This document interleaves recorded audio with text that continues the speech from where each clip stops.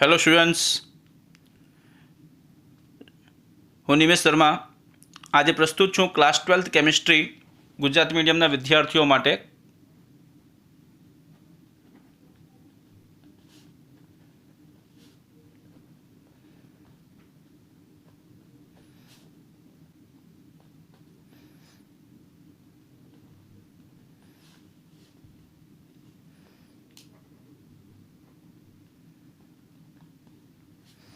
તો બાળકો, class 12th chemistry Gujarati મીડિયમમાં આજે આપણે એકમ 5 પૃષ્ઠ રસાયણ વિજ્ઞાનમાં ટોપિક નંબર 5.4.4 બરાબર.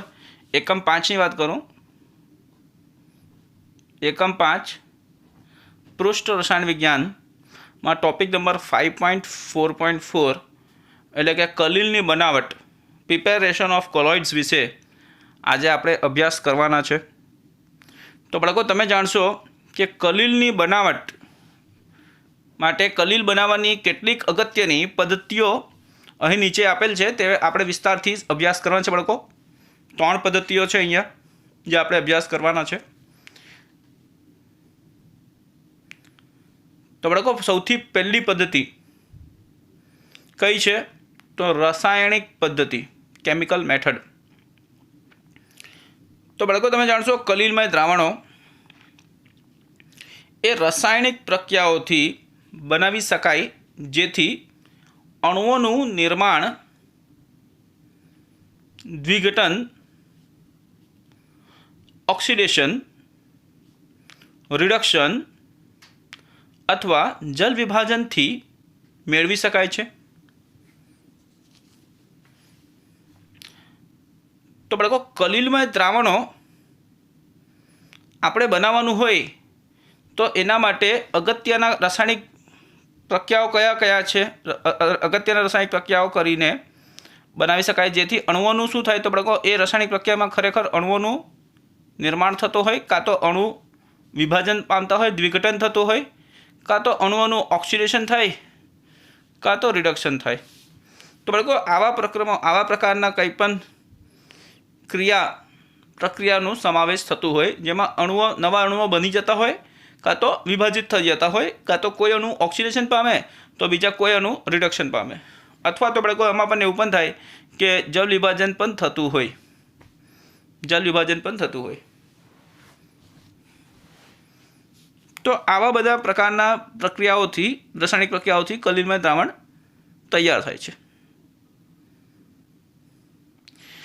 તો આ કણો સમુચ્ચય પામે છે. બરાબર, અહીંયા શું થાય? તો કણો શું કરે? તો સમુચ્ચય પામે છે, એકત્રિત થાય અને પરિણામે સોલનું નિર્માણ થાય. તો આ સમજવા માટે આપણે આ જે દ્વિઘટન, ઓક્સિડેશન, રિડક્શન અને જલ વિભાજન છે તેના માટેની આપણે રાસાયણિક પ્રક્રિયા જોઈએ. તો બાળકો, અહીંયા તમે જોશો પહેલો રાસાયણિક પ્રક્રિયા છે AS2O3. આ શું છે બાળકો? આર્સેનિક ટ્રાયઓક્સાઇડ, કે સાદી રીતે આપણે કહીએ તો આર્સેનિક ઓક્સાઇડ. આર્સેનિક ઓક્સાઇડનું H2S હાઇડ્રોજન સલ્ફાઇડ સાથે પ્રક્રિયા થતાં શું થાય બાળકો? તો દ્વિઘટન એટલે બાળકો અહીંયા આર્સેનિક અને ઓક્સિજન વચ્ચે બંધ તૂટશે અને હાઇડ્રોજન અને સલ્ફર વચ્ચે બંધ તૂટશે. એટલે બાળકો દ્વિઘટન એટલે બે વિઘટન, બંને અણુઓમાં વિઘટન થશે. બરાબર, ડીકોમ્પોઝિશન, બંને અણુઓમાં વિઘટન થશે બાળકો. બરાબર, અહીંયા પણ વિઘટન થાય ને અહીંયા પણ વિઘટન થાય, અને વિઘટન થયા પછી પુનઃ રચના થશે જેમાં અહીંયાનો સલ્ફર છે ને તે આર્સેનિક સાથે જોડાઈ જશે અને ઓક્સિજન જે છે ને, આર્સેનિક ઓક્સિજન, તે હાઇડ્રોજન સાથે જોડાશે તેમના સંયુક્તતા પ્રમાણે. તો બાળકો, જો નિપજ શું મળતું છે? AS2S3 plus 3H2O. તો બાળકો, અહીંયા જે AS2S3 છે તે સોલ છે. ક્લિયર છે બાળકો? તો અહીં AS2S3 જેટલા પણ બનશે આ કણોનું બાળકો શું થશે? સમુચ્ચય. આ કણો સમુચ્ચય પામશે. બરાબર, અને સોલમાં પરિણમશે. અહીંયા સોલનું નિર્માણ થશે. ત્યારબાદ બાળકો આપણે આ દ્વિઘટન પ્રક્રિયા તો જોઈ લીધું. હવે આપણે જોશું ઓક્સિડેશન પ્રક્રિયા. તો ઓક્સિડેશન જેવી રાસાયણિક પ્રક્રિયા આપણે જોશું. બીજા રાસાયણિક પ્રક્રિયા છે SO2 plus H2S, sulphur dioxide અને હાઇડ્રોજન સલ્ફાઇડ. આ બંને વચ્ચે રાસાયણિક પ્રક્રિયા થશે તો ખરેખર શું થવાનું છે? ઓક્સિડેશન થશે. તો કોનું ઓક્સિડેશન થશે? હાઇડ્રોજનનું. તો બાળકો હાઇડ્રોજનનું ઓક્સિડેશન થશે એટલે અહીંયા શું થશે? તો સલ્ફર ઓક્સિજન વચ્ચેનો બંધ તૂટી જશે, હાઇડ્રોજન સલ્ફર વચ્ચેનો બંધ તૂટી જશે, ઓક્સિજન હાઇડ્રોજન પાસે જશે અને સલ્ફર આ સલ્ફર પાસે જશે. બરાબર. હવે અહીંયા કેટલા સલ્ફર છે બાળકો? 2 સલ્ફર. ઓકે, અહીંયા 2 સલ્ફર છે. ક્લિયર છે? અહીંયા 1 સલ્ફર છે. તો બાળકો અહીંયા કેટલા સલ્ફર થશે? આ 3 સલ્ફર પરમાણુ છે ને તેમનું શું થશે? એ સલ્ફર પરમાણુ જે કણો છે તેમનું સમુચ્ચય થશે. એટલે 3 સલ્ફર હાથે થઈ ગયા, ભેગા થઈ ગયા, તો આ સોલ તૈયાર થયું. અને બાળકો અહીંયા 2H2માં અહીંયા 2 પાણીના અણુ આવી જશે, ઓક્સિજન આવી જાય એટલે પાણી બનાવશે. અહીંયા પણ બાળકો 3H2માં 3 ઓક્સિજન પરમાણુ આવશે. ક્લિયર છે?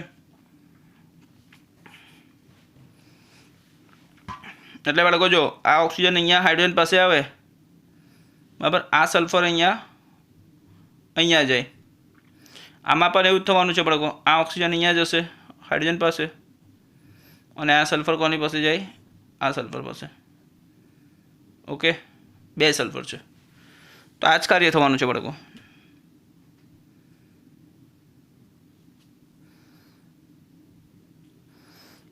તો સલ્ફર પાસેથી ઓક્સિજન છૂટો પડે એટલે સલ્ફરનું રિડક્શન થાય અને હાઇડ્રોજનનું ઓક્સિડેશન થાય. ક્લિયર છે બાળકો?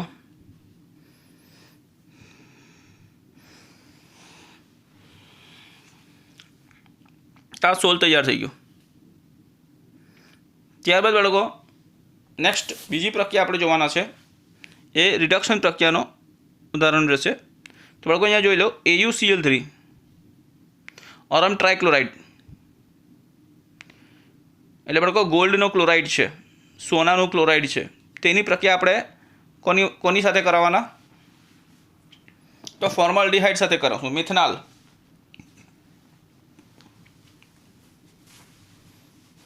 તો મિથેનોલ સાથે પ્રક્રિયા કરાવતા આપણે અહીંયા મિથેનોલ સાથે પ્રક્રિયા કરાવીએ પાણીની હાજરીમાં, 3H2O ની હાજરીમાં, તો રિડક્શન થશે. શું થવાનું આમાં? તો ગોલ્ડ પાસે જે ક્લોરીનના 3 પરમાણુ છે તે છોડીને જતા રહેશે અને ગોલ્ડ છૂટો પડી જશે. ગોલ્ડ જે છે તે ક્લોરીન મુક્ત થઈ જશે, ક્લોરાઇડ મુક્ત થશે. હવે ગોલ્ડ ક્લોરાઇડ મુક્ત થતાં શુદ્ધ સ્વરૂપે ગોલ્ડ મેળવતા ગોલ્ડનું સોલ બને. ગોલ્ડના બધા પરમાણુઓ એકત્રિત થઈને સમુચ્ચય પામે અને ગોલ્ડનો સોલ તૈયાર થાય. બીજું શું થવાનું છે? તો અહીંયા 1 ઓક્સિજન આવશે, અહીંયા બધા જ ઓક્સિજન આવી જશે આ કાર્બન પાસે. બરાબર, 1 ઓક્સિજન છે ને અહીંયા બધા જ ઓક્સિજન આવશે કોની પાસે? કાર્બન પાસે. બીજું વસ્તુ શું થવાનું? તો આ 3 હાઇડ્રોજન, આ 6 હાઇડ્રોજન દેખાય ને, 3 2 6, તો એની પાસે આ ક્લોરીન આવશે. આ હાઇડ્રોજન પાસે શું આવશે? ક્લોરીન. ક્લિયર છે બાળકો? તો અહીંયા તમને ફોર્માલ્ડિહાઇડનું ઓક્સિડેશન થઈ ગયો એટલે શું થયું? ફોર્મિક એસિડ બન્યો. આ હાઇડ્રોજન પાસે ક્લોરાઇડ આયન આવ્યા એટલે હાઇડ્રોક્લોરિક એસિડ બન્યો. ક્લિયર છે બાળકો? અને રિડક્શન થયું કોનું? હાઇડ્રોજનનું, કારણ કે હાઇડ્રોજન પાસેથી ઓક્સિજન દૂર થઈ ગયો. ત્યારબાદ બાળકો FeCl3. તો FeCl3 ફેરિક ક્લોરાઇડ એનું પાણીની હાજરીમાં, બરાબર, FeCl3 વત્તા 3H2O, 3H2O. તો પાણીની હાજરીમાં જો FeCl3 ફેરિક ક્લોરાઇડનું આપણે જલ વિભાજન કરીએ તો શું થાય? ફેરિક ક્લોરાઇડનો જે ક્લોરાઇડ આયન છે Cl- તે કોની પાસે જશે? તો 3 અહીંયા Cl- છે ને, તે 3 Cl- જશે કેટલા? 6 હાઇડ્રોજન પાસે. ક્લિયર છે? તેમાંથી 3H2O માંથી 3H+ આયન પાસે જશે, 3H+ આયન પાસે જશે અને 3OH- આયન શું કરશે? તો 3OH- આયન 3 Cl- આયનને વિસ્થાપિત કરશે. તો સિમ્પલ આ જ છે કે જ્યારે આપણે પાણી ઉમેરશું ને તો 3H+ આયન અને OH- આયન છૂટા પડે પાણીના અણુમાંથી. 3OH- આયન Cl- આયનને વિસ્થાપિત કરે. 3 Cl- આયન 3H+ આયન પાસે આવીને 3 HCl બનાવે અને 3 OH માઇનસ આયન Fe સાથે જોડાઈને FeOH થ્રાઇસ બનાવે, એટલે ફેરિક હાઇડ્રોક્સાઇડ બનાવે. તો ફેરિક હાઇડ્રોક્સાઇડનો અણુઓ જ્યારે એકત્રિત થાય, સમુચ્ચય પામે, ત્યારે ફેરિક હાઇડ્રોક્સાઇડનો સોલ તૈયાર થાય. ઓકે, હવે આપણે જોશું બીજી પદ્ધતિ. તો બાળકો બીજી પદ્ધતિમાં શું છે? વિદ્યુત વિઘટન, ડિસઇન્ટિગ્રેશન અથવા બ્રેડિક્સ ચાપ આર્ક પદ્ધતિ. આ બ્રેડિક્સ છે, બ્રેડિક્સ. ઓકે સ્ટુડન્ટ્સ, બ્રેડિક્સ ચાર્ક, આ બ્રેડિક્સ છે, બ્રેડિક્સ.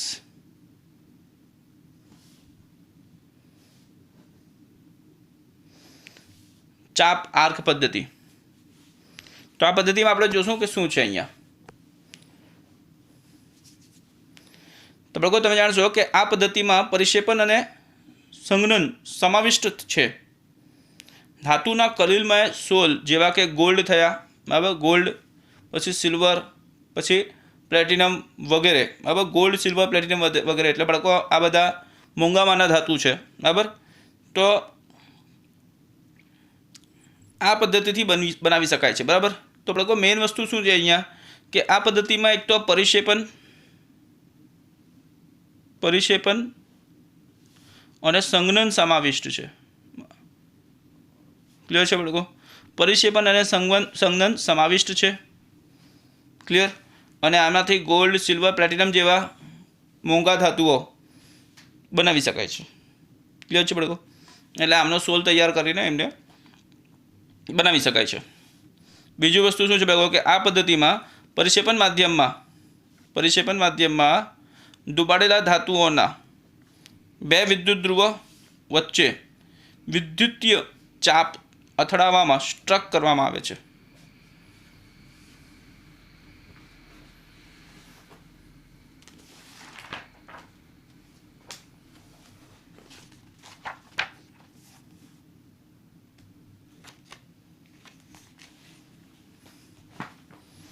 ક્લિયર છે બાળકો? ઉત્પન્ન થયેલી સખત ગરમી ધાતુઓનું બાષ્પીભવન કરે છે, બરાબર. તો અહીંયા બાળકો આમાં જ્યારે વિદ્યુતીય ચાપ સ્ટ્રક કરવામાં આવશે ને, તો બાળકો શું થશે? ઉત્પન્ન થશે, ઘણી બધી ગરમી ઉત્પન્ન થશે, બરાબર, સખત ગરમી ઉત્પન્ન થશે. તો ઉત્પન્ન થયેલી સખત ગરમી એ શું કરશે બાળકો? તો ધાતુને એટલી બધી ગરમ હોય ને કે ધાતુને ડાયરેક્ટ બાષ્પમાં રૂપાંતર કરી નાખે, એટલે ધાતુનું બાળકો ગેસ બનાવી દે, એટલી બધી સખત ગરમી ઉત્પન્ન થશે. તો ઉત્પન્ન થતી સખત ગરમી એ ધાતુનું બાષ્પાયન કરે છે, જે પછીથી કલિલ કદના કણોમાં સંઘનન થઈ કલિલની રચના કરે છે. એટલે બાળકો ધાતુનું બાષ્પમાં રૂપાંતર કરી નાખે, અને ત્યારબાદ એ બાષ્પ જે હોય ધાત્વીય બાષ્પ જ્યારે સંઘનન પામશે, બરાબર, સંઘનન પામતા કલિલ કદના કણો જેટલા આકાર મેળવતા, બરાબર, એમના કણો જે ધાત્વીય બાષ્પના કણો જે હોય તે કલિલ કદના કણોમાં રૂપાંતર પામતા, સમુચ્ચય થઈને રૂપાંતર પામતા સંઘનન થઈને કલિલની રચના કરે છે. અને આવી રીતે બાળકો ધાતુ કેવા? તો ગોલ્ડ, સિલ્વર અને પ્લેટિનમ જેવા મોંઘા ધાતુઓ બનાવી શકાય છે. તો બાળકો આના માટેની તમને આકૃતિ પણ બતાવી દઉં, તમારા ટેક્સ્ટબુકમાં જ છે આકૃતિ, તે તમને બતાવી દઉં છું. તો બાળકો અહીંયા તમે જોઈ શકો છો કે આ પદ્ધતિમાં પરિક્ષેપણ અને સંઘનન સમાવિષ્ટ થાય છે, અને આ પદ્ધતિ જે છે તે બ્રેડિક ચાપ પદ્ધતિ તરીકે ઓળખાય છે, બરાબર. આ બ્રેડિક ચાપ પદ્ધતિનો આકૃતિ છે. અને બાળકો આ પદ્ધતિમાં પરિક્ષેપણ અને સંઘનનનો સમાવેશ થાય છે ધાતુ કલિલમય સોલ જેવા, બરાબર, ધાતુ કલિલમય સોલ જેવા કે ગોલ્ડ થયા, સિલ્વર થયા, પ્લેટિનમ વગેરે આ પદ્ધતિથી બનતા હોય, બરાબર. અને બાળકો તમે જાણશો તો આ પદ્ધતિમાં પરિક્ષેપણ માધ્યમમાં ડૂબાડેલા, આ પરિક્ષેપણ માધ્યમ છે બાળકો, જોઈ લો અહીંયા લખેલું છે. તો પરિક્ષેપણ માધ્યમમાં ડૂબાડેલા, બરાબર, આ વિદ્યુત ધ્રુવ છે, બરાબર, લખેલું છે અહીંયા વિદ્યુત ધ્રુવ. તો આ વિદ્યુત ધ્રુવ કયા છે? તો બાળકો ધાતુના જ છે, બરાબર. એટલે આપણે જે ધાતુ મેળવવાનું છે ને તે જ ધાતુનો વિદ્યુત ધ્રુવ છે અહીંયા, બરાબર. તો વિદ્યુત ધ્રુવો વચ્ચે, ધાતુઓના 2 વિદ્યુત ધ્રુવો વચ્ચે વિદ્યુતીય ચાપ ચઢાવવામાં આવેલું છે, બરાબર. આ વિદ્યુતીય ચાપ ચડાવવામાં આવેલું છે, સોરી, વિદ્યુતીય ચાપ અથડાવવામાં આવશે, બરાબર. વિદ્યુતીય ચાપ અથડાવવામાં આવશે, સ્ટ્રક કરવામાં આવશે. તો બાળકો વિદ્યુતીય ચાપ સ્ટ્રક થશે ને એટલે અહીંયા શું થશે? તો બાળકો અહીંયા તમે જોશો ને, અહીંયા ઝાંખું પડે છે થોડુંક. અહીંયા છે ને બાળકો સ્પાર્કિંગ થશે, સ્પાર્કિંગ. ક્લિયર છે? અને એક ચાપ આકારમાં સ્પાર્કિંગ થશે, વક્ર આકારમાં સ્પાર્કિંગ થશે, બરાબર. આ બંને અથડાવવાથી ને બાળકો અહીંયા છે ને આવું અથડાશે ને એટલે જ્યારે ચાપનું અથડામણ થશે ને ત્યારે બાળકો ઘણી સખત ગરમી, બરાબર, બહુ વધારે તાપમાનવાળી જે ગરમી છે, ઉષ્મા જે છે તે ઉત્પન્ન થશે આમાં. અને એટલી બધી ગરમીઓ છે ને બાળકો કે આ ધાતુ છે ને, આ ધાતુનું બાષ્પાયન કરી નાખશે. પછી શું થશે બાળકો? બાષ્પ પામેલા ધાતુના જે કણો હોય, બરાબર, એ એકત્રિત થાય, સમુચ્ચય પામે અને કલિલના કણોની કદનો આકાર જ્યારે લે છે સંઘનન થયા પછી, તો સંઘનન થઈને કલિલના કદના કણોના આકારમાં આવે, બરાબર. સમુચ્ચય પામીને સંઘનન પામીને કલિલના કણો જેટલા કદના કણોમાં જ્યારે રૂપાંતરિત કરે છે ત્યારે શું થાય છે? કલિલનું રચના થાય છે. ક્લિયર છે બાળકો? તો આ આકૃતિ છે બાળકો, તમારે આકૃતિ ડ્રો કરવી પડશે, બરાબર. અહીંયા જે છે તે બરફ મૂકવામાં આવેલું છે, જોઈ લો, બરફ. આ વિદ્યુત, બરાબર, પ્લસ માઇનસ. આ બહારથી ઇલેક્ટ્રિક સપ્લાય કરવામાં આવે છે, ઇલેક્ટ્રિક કરંટનું સપ્લાય કરવામાં આવે, વિદ્યુત પ્રવાહનું. તો બાળકો નેક્સ્ટ છે પેપ્ટીકરણ. હવે ઇંગ્લિશમાં કહેવાય પેપ્ટાઇઝેશન અને ગુજરાતીમાં પેપ્ટીકરણ. તો બાળકો તમે જાણશો કે પેપ્ટીકરણની એવી વ્યાખ્યા કરી શકાય છે કે અવક્ષેપની આપણે જે વાત કરીએ, બરાબર, તો એ અવક્ષેપને કલિલ કણોમાં રૂપાંતર કરે છે, બરાબર. તો કલિલ કણોમાં રૂપાંતર કરવાનો જે પ્રક્રમ છે, બરાબર, એ પ્રક્રમ કે જેમાં અવક્ષેપને વિદ્યુત વિભાજ્યના અલ્પ પ્રમાણની હાજરીમાં પરિક્ષેપણ માધ્યમ સાથે હલાવવામાં આવે છે, બરાબર. આ હેતુ માટે શું થાય? તો આ હેતુ માટે વપરાતા વિદ્યુત વિભાજ્યને શું કહેવાય? પેપ્ટીકરણ કહેવામાં આવે છે. જોઈ છે બાળકો? ત્યારબાદ આ પદ્ધતિ સામાન્ય રીતે તાજા બનાવેલા અવક્ષેપણને કલિલમય સોલમાં પરિવર્તિત કરવા માટે થાય છે. તો બાળકો આમાં શું બતાવ્યું છે? તો વ્યાખ્યા એવી છે પેપ્ટીકરણનું કે અવક્ષેપ જો હોય ને તેને કલિલ કણોમાં રૂપાંતર કરવા માટે એવો પ્રક્રમ કરવામાં આવે કે જેમાં અવક્ષેપને વિદ્યુત વિભાજનના અલ્પ પ્રમાણમાં, એટલે ઘણા ઓછા પ્રમાણના વિદ્યુત વિભાજનની હાજરીમાં અવક્ષેપને પરિક્ષેપણ માધ્યમ સાથે હલાવી દેવામાં આવે. એટલે અવક્ષેપને પરિક્ષેપણ માધ્યમ સાથે મિક્સ કરીને હલાવી દેવામાં આવે છે, બરાબર. કોની હાજરીમાં? વિદ્યુત વિભાજનના અલ્પ પ્રમાણની હાજરીમાં. અને આ હેતુ માટે જે કંઈ પણ વિદ્યુત વિભાજ્ય વપરાય તે વિદ્યુત વિભાજનને જ આપણે પેપ્ટીકરણ કહીએ છીએ. આ પદ્ધતિ ખરેખર જોવા જઈએ ને તો સામાન્ય રીતે તાજા બનાવેલા અવક્ષેપ જે હોય ને તે તાજા બનાવેલા અવક્ષેપનો જ ઉપયોગ કરાય છે અને એ તાજા બનાવેલા અવક્ષેપને કલિલમય સોલમાં પરિવર્તિત કરવા માટે થાય છે.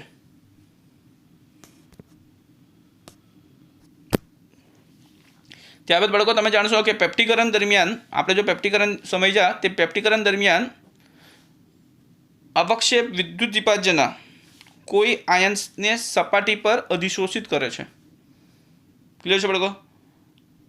અવક્ષેપ વિદ્યુત વિભાજ્યના કોઈ આયનના સપાટી પર અધિશોષિત કરે માટે અવક્ષેપ પર ધન કે ઋણ ભાર વિકાસ પામે છે. એટલે બાળકો અવક્ષેપ જે આ સપાટી પર આવે ને એટલે એના કારણે અવક્ષેપ ઘનભારિત થાય કાં તો ઋણભારિત થઈ શકે. છેવટે શું થશે? તો છેવટે તે અવક્ષેપ શું થશે? તો બાળકો એ અવક્ષેપ તૂટી જશે. તો અવક્ષેપ તૂટીને, બરાબર, છેવટે તે તૂટીને, તે એટલે અવક્ષેપ, તે તૂટીને કલિલના કદ જેટલા નાના કણોમાં ફેરવાય છે. કલિલના કદ જેવા નાના કણોમાં રૂપાંતર પામશે. અવક્ષેપ તો ખરેખર મોટા હોય ને, બરાબર ને? તો અવક્ષેપ તૂટશે એટલે નાના નાના કલિલના કદવાળા કણોમાં રૂપાંતર પામશે.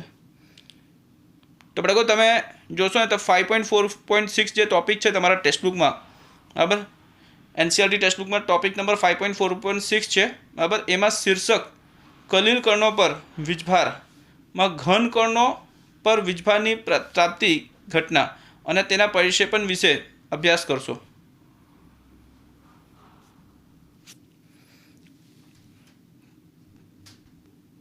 તો બાળકો હવે આપણે ટોપિક નંબર 5.4.6માં કલિલમય દ્રાવણના ગુણધર્મોમાં ચોથો ગુણધર્મ જે છે, બરાબર, ચોથો ગુણધર્મ અગત્યનો ગુણધર્મ જે છે એટલે કે બ્રાઉનિયન ગતિ, બરાબર, બ્રાઉનિયન ગતિ, બરાબર, બ્રાઉનિયન મુવમેન્ટની વાત થાય છે બાળકો. બ્રાઉનિયન મુવમેન્ટ, ગતિ એટલે મુવમેન્ટ, ઓકે. તો બાળકો બ્રાઉનિયન મુવમેન્ટની વાત થાય છે. બ્રાઉનિયન પછી મુવમેન્ટ, તો એ બ્રાઉનિયન ગતિ વિશે આપણે અભ્યાસ કરવાનો છે. તો બાળકો તમે જાણશો કે જ્યારે કોઈ કલિલમય દ્રાવણની વાત થતી હોય, બરાબર, કોઈ કલિલમય દ્રાવણને કોઈક શક્તિશાળી અલ્ટ્રા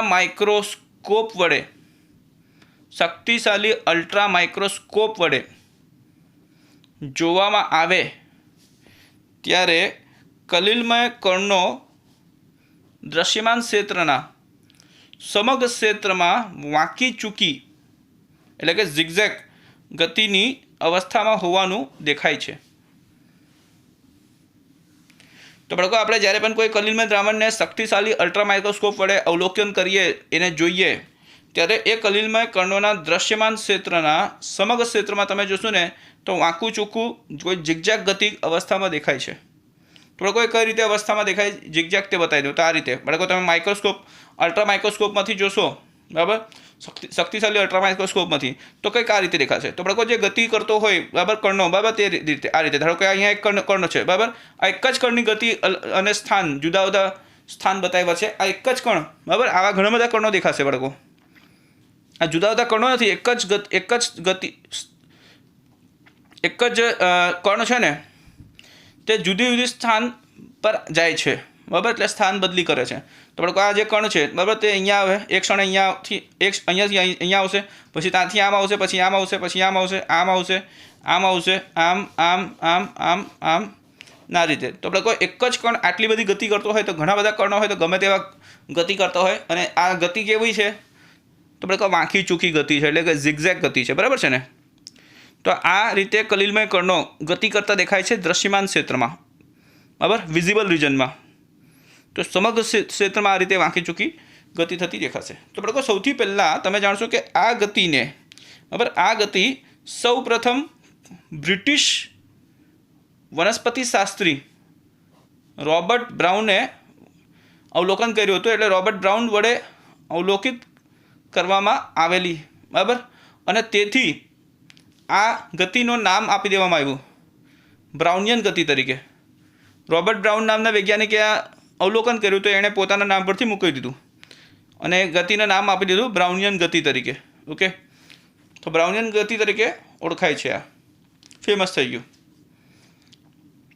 તમે જાણશો કે આ ગતિ કલિલના સ્વભાવથી સ્વતંત્ર છે. એટલે બાળકો ગમે તેવો કલિલ હોય ને, એને સ્ટડી પણ કર્યો હતો, અભ્યાસ કર્યો હતો બ્રિટિશ વનસ્પતિશાસ્ત્રી રોબર્ટ બ્રાઉને. આનો અભ્યાસ કરેલો કે આ કલિલ જે છે ને, સોરી, આ કલિલ જે છે, હા, આ જે ગતિ છે ને બાળકો, આ ગતિ તે કલિલના સ્વભાવથી સ્વતંત્ર છે. એટલે કલિલ ગમે તેવો હોય, બરાબર, ગમે તે સ્વભાવનો હોય, એના સ્વભાવ પર આ ગતિ આધારિત નથી, બરાબર. બ્રાઉનિયન ગતિ કલિલના સ્વભાવ પર આધારિત નથી, કલિલના સ્વભાવથી સ્વતંત્ર છે. પરંતુ તમે જોશો ને તો પરંતુ કર્ણના માપની વાત કરીએ, બરાબર, કર્ણના માપ કે કર્ણના કદની વાત કરીએ અને દ્રાવણની સ્નિગ્ધતાની વાત કરીએ તો બાળકો આ બંને પરિબળો પર આધાર રાખે છે કે દ્રાવણનો કદ નાનો કે મોટો ગમે તેવો હોય, બરાબર, અને સ્નિગ્ધતા વધારે કે ઓછી હોય, તો એના પ્રમાણે એના આધારિત બ્રાઉનિયન ગતિમાં ફરક જોવા પડશે.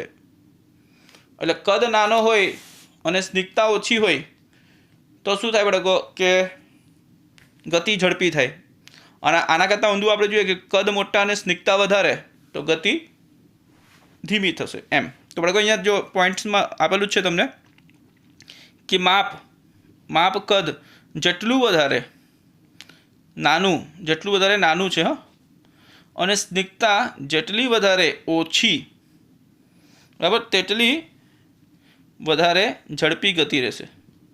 ક્લિયર છે બાળકો? તો કદ જેટલું વધારે નાનું અને સ્નિગ્ધતા જેટલી વધારે ઓછી તેટલી વધારે ઝડપી આ બ્રાઉનિયન ગતિ થશે. ક્લિયર છે બાળકો? ત્યારબાદ આ ગતિનું સમજણનું કારણ એમ છે કે પરિક્ષેપણ માધ્યમના અણુઓ વડે કર્ણો પરનો અસંતુલિત બોમ્બારો થાય છે. બરાબર? તો આ અસંતુલિત બોમ્બારો થાય છે બાળકો, ઇમ્બેલેન્સ આપણે જેને કહીએ. બરાબર? તો બ્રાઉનિયન ગતિને વિડોલન સ્ટરિંગ અસર હોય છે. ક્લિયર છે બાળકો? બ્રાઉનિયન ગતિને શું હોય? સ્ટરિંગ અસર, એટલે કે વિડોલન અસર હોય છે. અને એ કારણે, બરાબર, જે કારણે કર્ણોને ઠરવા દેતા નથી. બરાબર? જે કર્ણોને થરવા નથી દેતા. બરાબર? આ થવા નથી દેતા. તો આના કારણે બાળકો શું થાય? તો જે કર્ણો હોય તે ફ્રીઝ નથી થતા. બરાબર? તે ઠરતા નથી, સેટલ ડાઉન નથી થઈ જતા. તો જે કર્ણોને ઠરવા દેતા નથી અને સોલની સ્થાયીતા માટે જવાબદાર હોય છે.